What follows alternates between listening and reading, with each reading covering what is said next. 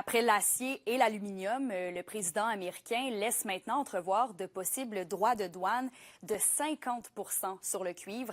Et William, ça pourrait entraîner d'importantes répercussions pour l'Abitibi-Témiscamingue, évidemment.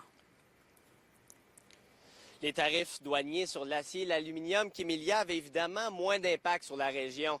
Mais avec la fonderie Horn ici à Rouyn-Noranda, qui est l'un des maillons en importance dans le cuivre au Canada, la situation serait plus problématique. La fonderie Horn emploie tout de même 600 personnes ici. J'ai joint Glencore aujourd'hui et on m'a indiqué que la chaîne d'approvisionnement du cuivre au Canada et aux États-Unis est hautement intégrée. La multinationale ajoute qu'il s'agit d'un enjeu d'importance et qu'ils suivent de près l'évolution du dossier.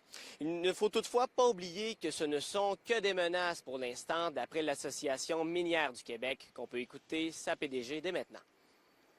C'est l'incertitude qui est générée. Hein. Le contexte est déjà fragilisé avec les tensions géopolitiques qu'on a depuis plusieurs mois, avec également une surproduction de certains MCS par la Chine notamment. Alors ça, c'est une étape de plus, c'est une couche de plus. C'est certain que nos industries sont résilientes et ils vont vraiment regarder toutes les possibilités. Je pense qu'avant de parler de perte d'emploi, c'est surtout là, de voir qu'est-ce qui peut être fait. Et William, vous l'avez dit, les États-Unis sont tout de même l'un des grands partenaires commerciaux du Canada pour le cuivre. Et j'irais même jusqu'à dire le plus grand partenaire pour le Canada.